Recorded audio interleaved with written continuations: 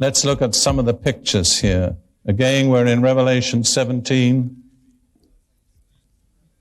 and we read verse 2, which is a continuation of the previous verse, with whom, that's the false church, the kings of the earth committed fornication, and the inhabitants of the earth were made drunk with the wine of her fornication. There, the meaning of fornication is primarily spiritual.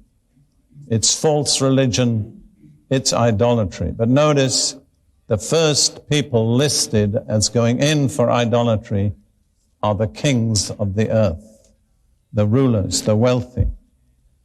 And then in chapter 18 and verse 3, it says, for all the nations have drunk of the wine of the wrath of her fornication, her false teaching, which brings the wrath of God and leads people into spiritual fornication. The kings of the earth have committed fornication with her, and the merchants of the earth have become rich through the abundance of her luxury. So again, the emphasis is on the kings and the wealthy. And in a certain sense, relating to her is a means to achieving wealth. It's interesting in the book of Revelation how much emphasis there is on merchants. It seems that the main wealth is in the hands of the merchants. And as someone that has been away from the continent of Europe for a good many years and come back, I'm impressed how business has become the number one issue. And everything else is secondary to business.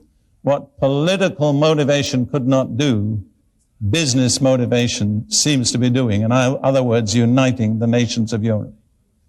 And if you read through Revelation, you'll see again and again there's a picture of the merchants who are supporters of this organization because it's a source of wealth to them.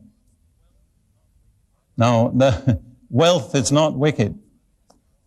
Wealth comes ultimately from God. But the pursuit of wealth by religious means, in my observation, usually lands you in trouble.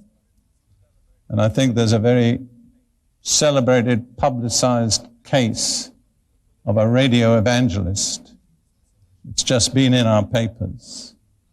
That is a very vivid example of the danger of using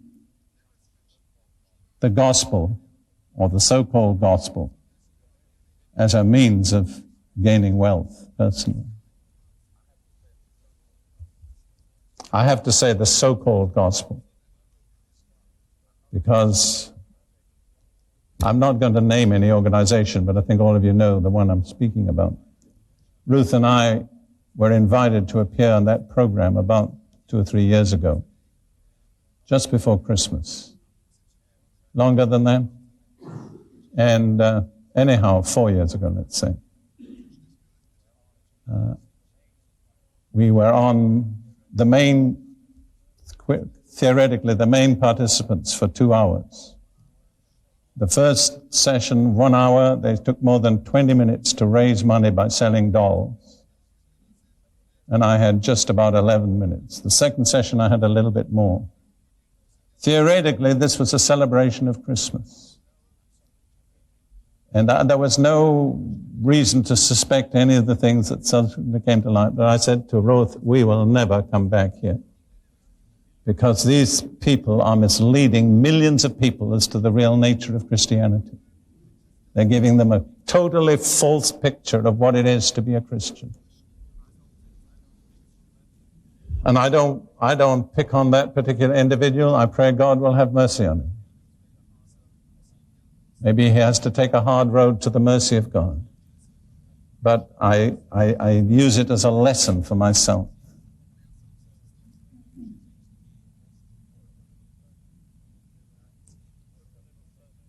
We'll look a little further in this picture. We go back to Revelation 17 again, and we look at the picture of a church living in ostentatious luxury and splendor. And this is a very vivid picture. It's emphasized. Revelation 17, verse 4. The woman, that's the false church, was arrayed in purple and scarlet, and adorned with gold and precious stones and pearls, having in her hand a golden cup full of abominations and the filthiness of her fornication. And again, the golden cup is the teaching with which she seduces multitudes from the truth.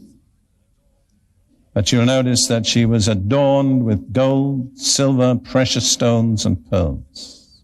Very ostentatious and showy wealth. And then in the same chapter, verses 11 through 13,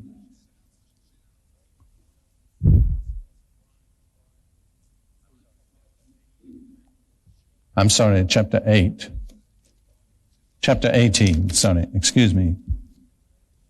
verse 3, and then verses 11 through 13.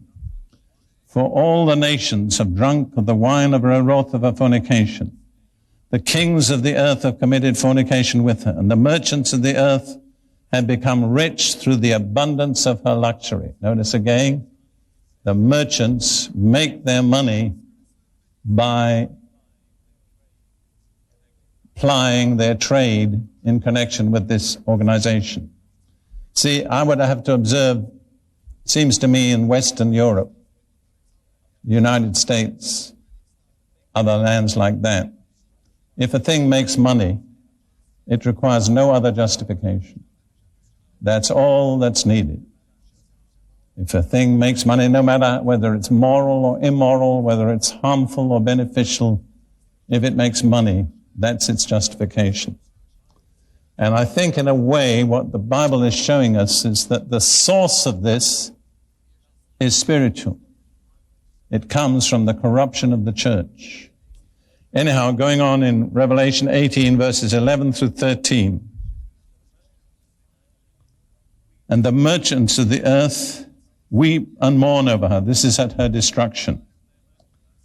For no one buys their merchandise anymore once this organization has been destroyed. Merchandise of gold and silver, precious stones and pearls, fine linen and purple, silk and scarlet, every kind of citron wood, every kind of object of ivory, every kind of object of most precious wood, bronze, iron and marble, and cinnamon and incense, fragrant oil and frankincense, wine and oil, fine flour and wheat, cattle and sheep, horses and chariots, and bodies and souls of men.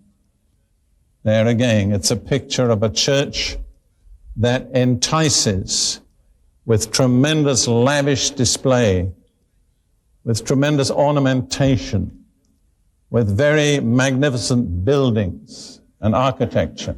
See, as I read this, something in me says it all appeals to the soul, but not to the spirit.